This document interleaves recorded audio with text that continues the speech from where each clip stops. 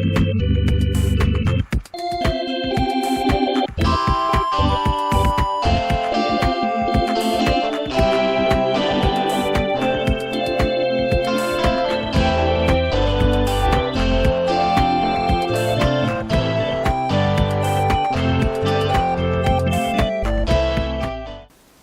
back to That's Life with John Carver. This is episode number 243. I'm calling this episode, If All You Have is a Hammer. If All You Have is a Hammer. American psychologist Abraham Maslow said, quote, "I suppose it is tempting, if the only tool you have is a hammer, to treat everything as a nail." There are a lot of people in your world and my world who go through life with one point of view. They see quote-unquote evidence in the media or evidence in their circle of friends, and they assume that that information is the truth. The older I get, the more I realize that I should not hold on to one point of view, because many times that point of view has been wrong. Maybe you have thought about that in your own life. How many times haven't you gone through your life and looked back in your life maybe and realized that what you thought was true once upon a time, whatever that is, whatever subject that's on, you realize that, that is not true. So you spent X amount of years believing something was true when it's factually not true. I've been studying what happens to people when they're around other people. It seems that, I think psychologically, that when you and I are around certain people, the tendency is to behave and to think like the people that we're around. And as I've gotten older, I realized that I have to be more proactive in who I allow in my circle in order to make sure that I'm not pulled into a mode of thought that is not accurate, that is not healthy for me. One author said, quote, "Thoughts are energy. A drop of water so cool and gentle can wear away a rock with repetitive drops. We're like rocks, and our affirmations are like drops of water, wearing away the stubborn blocks within us one at a time."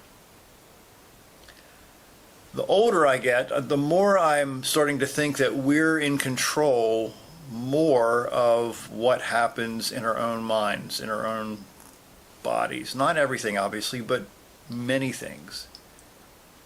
Sometimes when we're confronted with and or place ourselves in situations where our stress level is so ramped up that we don't have time to think. It cripples your momentum.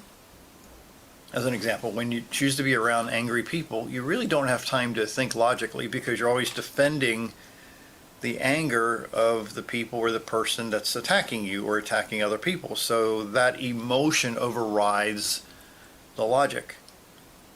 So years ago, I decided that if I wanted to be able to think more clearly, that I needed to make sure that I kept around me people that were not igniting those negative emotions that then would hamper my ability to think clearly.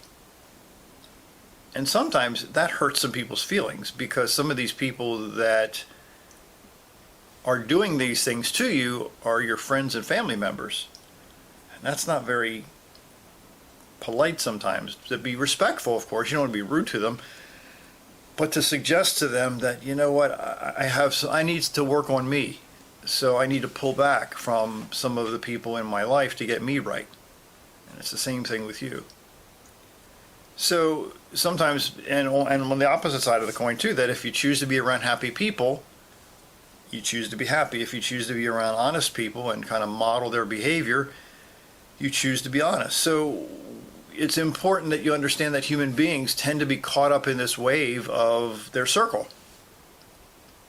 So for you to design your circle in a way that is proactively positive, it is essential for you to be able to get through life in a way that is better than going through life by default and allowing people into your life and into your mind that are frankly flying blind. They don't know that they don't know.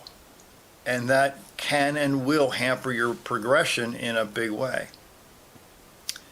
So if you think about that, everything you see and hear, because of the wave of people in your life, are not always correct. They're not always accurate.